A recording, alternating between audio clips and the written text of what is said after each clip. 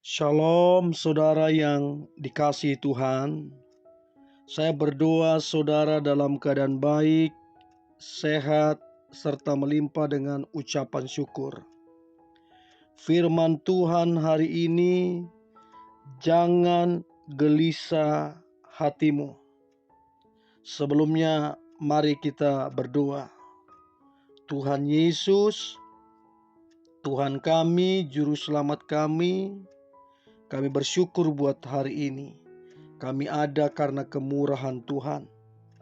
Tuhan, kami mau dengar firman-Mu, urapilah kami, supaya kami mengerti firman-Mu, terlebih kami menjadi pelaku firman-Mu. Kami percaya hidup kami pasti diberkati, dan hidup kami menjadi berkat. Di dalam nama Tuhan Yesus, kami berdoa dan mengucap syukur. Amin. Jangan gelisah hatimu. Yohanes pasal 14 ayatnya yang pertama dikatakan demikian. Janganlah gelisah hatimu. Percayalah kepada Allah, percayalah juga kepadaku. Saudara yang dikasihi Tuhan, kalau kita belajar dari seorang anak kecil, Yesus satu kali berkata, belajarlah dari anak kecil. Kenapa Yesus menyampaikan demikian? Karena anak kecil, dia tidak khawatir akan masa depannya. Dia tidak khawatir akan apa yang dia makan. Dia tidak gelisah akan kehidupannya. Dia tidak gelisah akan keadaannya. Dia tidak gelisah akan situasinya. Anak kecil adalah gambaran kepercayaan. Bagaimana dia percaya kepada bapaknya, bahwa bapaknya pasti melindungi, pasti menyediakan. Saudara, kata gelisah artinya tidak tentram. Kata gelisah artinya khawatir. Kata gelisah artinya tidak tenang, tidak sabar akan sesuatu, dan cemas untuk sesuatu yang belum dialami. Saudara, ini kalau dibiarkan, ini akan sangat merugikan. Bahkan ini akan sangat membahayakan. Untuk itu kita mesti benar-benar percaya kepada Tuhan, bahwa janjinya, bahwa pertolongannya pasti nyata atas kita. Memang semua orang, sedikit banyaknya, pasti pernah mengalami kegelisahan. Atau mungkin saudara yang mendengar ini, saudara mungkin sedang gelisah, khawatir, cemas, tidak tenang. Saudara, ini memang hal yang manusiawi. Tapi ini gak boleh menguasai kita. Karena gelisah yang berlebihan dampaknya akan negatif. Baik dalam kesehatan, baik dalam pekerjaan, baik dalam keluarga, segala sesuatu akan sangat berpengaruh.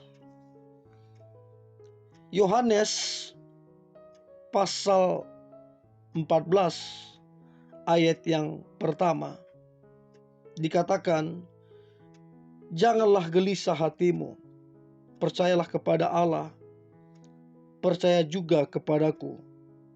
Saudara, dikatakan dalam Alkitab ini, jangan gelisah hatimu, percayalah kepada Allah.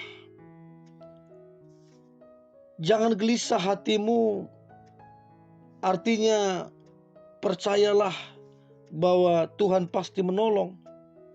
Jangan gelisah hatimu artinya percayalah bahwa Tuhan tidak membiarkan engkau sendiri. Kata percaya artinya tepat pada waktunya Tuhan akan memulihkan. Yohanes 14 ayatnya yang ke-27 berkata, damai sejahtera aku tinggalkan bagimu, damai sejahtera aku berikan kepadamu, dan apa yang kuberikan seperti tidak dan apa yang kuberikan tidak seperti yang diberikan oleh dunia kepadamu. Jangan gelisah dan gentar hatimu. Saudara, dikatakan jangan gelisah hatimu. Yang kedua, percayalah kepada Tuhan, kepada Allah. Mazmur 62 ayat yang ke-8. Percayalah kepadanya setiap waktu. Hai umatku, curahkanlah isi hatimu di hadapannya. Allah ialah tempat perlindungan kita. Curahkanlah isi hatimu di hadapannya. Ini mengingatkan kita ketika kita gelisah, cemas, kita harus mencari Tuhan. Sebab Dia jawaban. Ketika kita gelisah, cemas, kita nggak boleh mengandalkan manusia. Kita harus mencari Dia. Sebab Dialah jawaban. Dialah jalan itu. Yohanes 4 ayat 21. Percayalah kepadaku, hai perempuan. Saatnya akan tiba bahwa kamu akan menyembah Bapa, bukan di gunung ini, bukan juga di Yerusalem. Dikatakan percayalah kepadaku. Ada satu penekanan bahwa Yesus sedang bilang bahwa Dialah jalan, bahwa Dialah yang akan menolong siapa saja, termasuk perempuan tersebut. Saudara, hidup yang paling berbahagia, hidup yang paling nikmat adalah hidup yang tidak gelisah. Adalah hidup yang tidak khawatir, tidak cemas, tidak takut. Itu adalah hidup yang paling bahagia. Berapa banyak orang punya uang, punya jabatan, popularitasnya bagus, tapi hidup dalam kecemasan, ketakutan, dan kekhawatiran. Itu adalah hidup yang paling menyedihkan.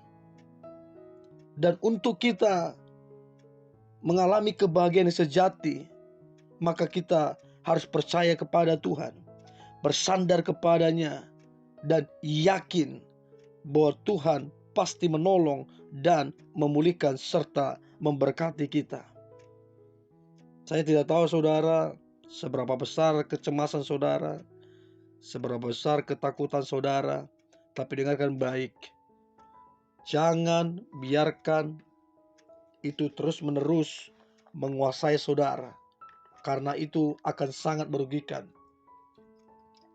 Percayalah kepada Tuhan, sekalipun mungkin engkau belum melihat jalan, sekalipun mungkin engkau belum melihat ada perubahan, tapi percayalah Tuhan sanggup memulihkan, Tuhan sanggup memberikan damai, Tuhan sanggup memberikan kebahagiaan, bahkan Tuhan sanggup memberkati kehidupan saudara dan kehidupan kita semua orang percaya.